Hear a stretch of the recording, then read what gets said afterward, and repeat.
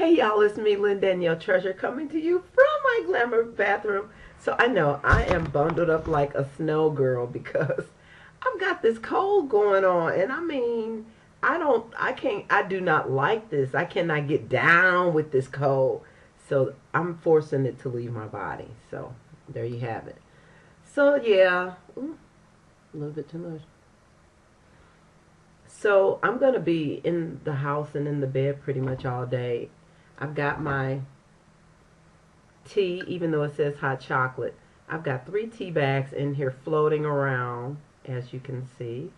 And uh, I'm doing a facial steam, so I'll put the towel over my head and I'll stand over the boiling pot of water and clear up my nasal passages and all. So I'm serious. I'm taking zinc under the tongue and plenty of water. So I just have to get this out of my body, okay? But I'm loving the Three Musketeers, y'all. It took me 100 years and dog years to read the darn book. When I was in high school, I had a neighbor. I don't know, now that I look back on it, I guess I kind of consider her a mentor in a lot of ways, even though back then I didn't. She was the partner of a newspaper journalist who was a feature writer for a newspaper, one of the main local newspaper in St. Louis at that time. He was a feature writer, and she was very, literary and very in the know, knowledgeable about literature. So she kind of gave me a list of books that she thought I should read, being a senior in high school and going into college. She recommended all these books, and honey, I wasn't about to be reading those books back then because I was into my boyfriend, I was into my fingernails, my clothes, had my little part-time job. I was not thinking about reading all those jive classic novels. Well, now I'm 100 years old in dog years, and I'm reading them. So I am loving the Three Musketeers, you all. I'm in the 60s, so chapter, I think 61 or 62 now, where Lady De Winter has been arrested. She is in prison, and she's being guarded by this young prison guard named Felton. He has been told by Lord De Winter to just, don't talk to her, don't interact with her, but this lady is very beautiful. She's golden hair, sea blue eyes, and how she's described in the novel, she's just bewitchingly beautiful. So she's doing this seduction with Felton. She's pretending to be very virtuous and a martyr and just being attacked for her virtue. And she's making up this story, and then she shows him the tattoo, the fleur-de-lis on her shoulder, and he believes that she has been wrongly branded a criminal. So he's going to help her escape and all this stuff. And she has really won him over. I have been reading, I try to read at least an hour a day. And, the story is really good, you all. For a classic that you would think would be antiquated and stuck in its own time era, this book spans time era. And I never really even paid much attention to Three Musketeer movies. I thought they were had their little swagger. Obviously they have their swagger, but it never captured my interest when I was young and carefree. But truly, so folks in my age group, and even you youngsters, I think you would appreciate the book. So there you go. Okay, so what else am I doing? Last night, oh my gosh, you all, Andre Watts. All these years I have been hearing about Andre Watts. Andre Watts was phenomenal, spectacular. He was like running a race with his fingers, or, it was an exercise in beautiful music last night. To watch him play it was so intense. How he attacked the keys, caressed the keys when the music was very tender sounding. In the pieces they were playing last night, some of them, that first one, Keys, whatever the name of it was, by, oh shoot, what's the man? Young guy. He's a young guy. I think he was born in Frankfurt, Germany, if I'm not mistaken. Maybe let me pause and go see. All right, so the piece that was really kind of weird and interesting, and with these different keynotes or key signatures or whatever juxtaposed, it was the Stephen Mackey Turn the Key. They started off with this clap, something. It was long, short, long, short.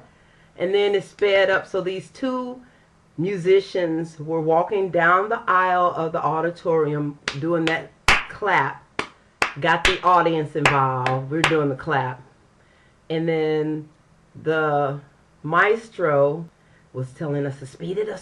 So we clapping. And then the musicians started.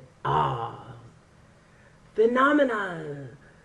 Oh, just, it was beautiful. It was beautiful. But that piece had some weird, I don't know, musical sequences. Look, I ain't no music major, okay, so I can't use all the description like they do. But it did have some weird, odd resolutions or something. I don't know. But it was beautiful. It was very interesting, unique, and interesting. And then Dvorak was the third piece, the last. That was a 34 minute section of Dvorak number 8, I think. And but Andre Watts played on the second piece, and that was very interesting. Let's see who was. Let me get my program. The Greg, is that how you pronounce his name? Greg? Yeah, it was Piano Concerto in A minor. I've got my program on my lap. Piano Concerto in A minor, Opus 16. Allegro molto moderato, Adagio, Allegro moderato molto in Marcato. My Italian. Okay, so that's what Andre Watts played. And I'm telling you, if you have never seen Andre Watts on the piano, find out where he's playing, what city he's going to be in next, and go see Andre Watts, y'all. He's really good. So I was hoping that Maestro David Robertson was there, because I really thoroughly enjoy watching Maestro David Robertson conduct. But the guest conductor was Vargas, Gilberto Vargas? Gilbert Varga. Let me get his name right. He was really good too. I mean, he was animated. It was, I don't know. I'm just like a kid in a candy store. When I find something I enjoy, I'm like a kid. Sorry, can't help it. That's just how I be. So so yeah, that's music. So what did I talk about before? Literary music. My music, my life, and my loves, y'all. That's what my channel is all about. So we're with the choir. We are rehearsing. We are learning a lot of music. We're going to have Wintley Phipps as our guest soloist for our Christmas annual gospel Christmas concert at Powell Hall. And so yeah, that's coming up in December. So other than that, yeah, that's about it, y'all. That's all I'm doing with my life, with my day.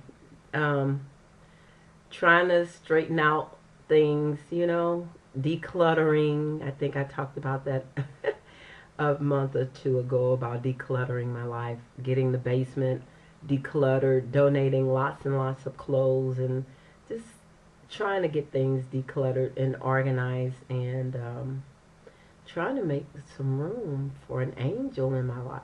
So y'all will be hearing about that when it happens, when the angel arrives. So whatever.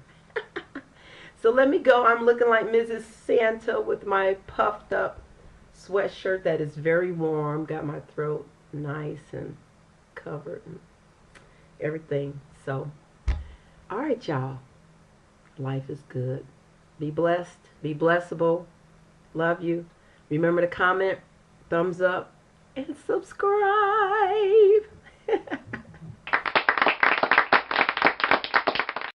Hey y'all, it's me, Linda, and because it is like a soap opera. how Alexander Dumas just develops the characters. The action is constantly moving.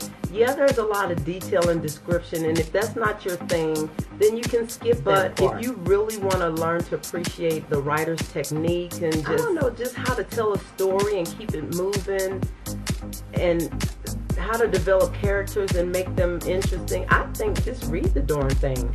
My music, my life, and my loves, y'all. That's what my channel is all about. So can't buy a new one.